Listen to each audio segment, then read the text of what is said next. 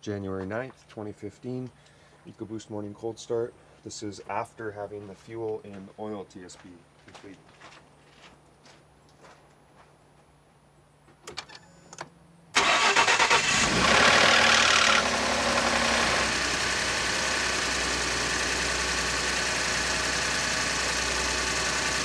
So the noise is still there.